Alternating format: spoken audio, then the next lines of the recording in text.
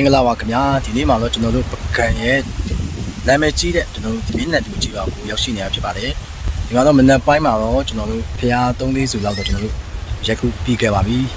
နေ့လယ်မှာကျတော့ဒီမှာနေလက်ပူနေတယ်ပြီးတော့လည်းစနစ်ခွဲတမိုင်းဆိုတော့ကျွန်တော်တို့မင်းနဲ့တူရွာကကျွန်တော်တို့ဒီမှာမကြီးရိတ်မြမထမင်းဆိုင်ကိုကျွန်တော်တို့နေ့လယ်စာကိုစားမှာပဲဖြစ်ပါတယ်ဒီတော့ကျွန်တော်တို့နဲ့အတူတူဆိုင်ထဲကိုတစ်ချက်လောက်လိုက်ကြည့်ပေးပါအောင်ခင်ဗျာ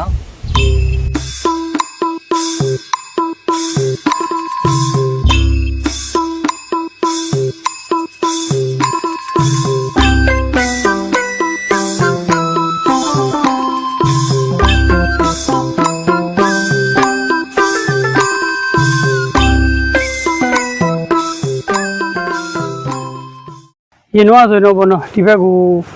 မြန်မာတွေတော့လာတယ်အရန်နဲ့ဖော်နိုင်လောက်ပဲအရန်ကြာနေရခုကကြတော့စာရေးဆရာမပုံရခင်ရဲ့စာအုပ်ရေးသားကောင်းတာအကြောင်းလည်းတကြောင်ပေါ့နော်တချို့ကြလည်းအရင်တော့ဆိုအရန်မသိကြဘူးဘယ်လိုလုပ်အောင်ဆိုဒီကနေလာရင်ပြတ်တက်ကြီးလောက်ဆိုရင်နောက်ကိုပြန်လဲသွားဒီဘက်ရွာကိုတိတ်မလာကြဘူးလာတယ်အရန်နေတယ်အခုမှလာစာရေးဆရာမအကြောင်းတကြောင်ဒီဘက်ကိုလူတီများလာတာပေါ့နော်အရင်တော့ဆိုတော့ဒီထဲမှာလဲစရာပတ်စရာအရန်များတယ်ပေါ့ရကန်းယုံတွေရှိတယ်ငွေတွေဆိုင်တွေရှိတယ်ရွေးဆိုင်တွေရှိတယ်ပကြီးဆိုင်တွေရှိတယ်ခင်ဗျခုကတော့ကိုဗစ်ကာလပြီးခဲ့ရတချို့ကျတော့နေပြန်ပြီးတော့လာပြီးမဖွင့်ပြကြတော့တာလည်းပါတယ်ဟုတ်ကဲ့ပါ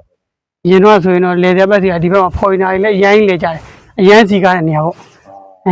ခုတော့မြန်မာတွေလောက်ပဲလာကြတော့ဖော်နေတာဆိုတာနည်းနည်းလာတယ်ရှားသွားတယ်ခင်ဗျဟုတ်ကဲ့ပါအရင်တော့ဆိုအဲ့လိုခုနကျွန်တော်ပြောသလိုပေါ့အရင်တော့ဒီဘက်ကိုလာခဲ့တယ်ခုဆိုတချို့လိုင်းဝင်နေပြီးတော့ဘယ်နားမှာရှိရတော့ဘယ်လိုလာရတာတော့အဲ့လိုမေးပြီးလာကြတာကြီးလေဒီဘက်ကိုရောက်လာကြတာအရင်တော့ဆိုတော့သိမလာကြဘူးကျွန်တော်တို့ကစပေါ့နော်ခုဆိုဒီဘက်မှာလည်းရမ်းလာလို့ကောင်းတဲ့နေရာရှိတယ်ရှေးအောင်ဆိုလို့ရှိရင်4000ကန်ကြီးလည်းရှိတယ်ခင်ဗျပြီးတော့ဒီဘက်4မျက်နှာဖျားပြီးတော့ဖျား3စုတို့တန်ပူလာတိုင်းကြီးတော့ချစ်သူလမ်းကြလို့တချို့ခေါ်ကြတယ်ဒီဘက်ကဒီမှာပကံမြို့ကိုကြည့်တဲ့ပကံနမ်းမြင့်တာဝါကြီးတဲ့ဒီဘက်နားလေးမှာရှိတယ်ခင်ဗျပြီးရင်ဒီကနေသွားရင်ဟိုရှင်းစာကောနာဖျားကြီးလည်းရှိတယ်ဒီနားမှာလည်းဖူးစရာဖျားတယ်အရန်ဆုံးတယ်တဆူနဲ့တဆူလည်းအရင်သွားစရာမလိုဒီဘက်မှာလည်းဈေးတွေဘာညာလည်းအများကြီးရှိတယ်ဟုတ်ကဲ့ပါဒီမှာလည်းအဲ့လိုဒီဆိုင်ပါစားသုံးလို့ရတဲ့ရှိတယ်ခင်ဗျဆိုင်ကတော့2ဆိုင်ရှိတယ်ခင်ဗျဟိုးအနောက်ဖက်နားမှာလည်း1ဆိုင်ရှိတယ်ခင်ဗျဒီမှာကျွန်တော်ဆိုင်လေးကလည်း1ဆိုင်ရှိတယ်2ဆိုင်ရှိတယ်ဒီကတော့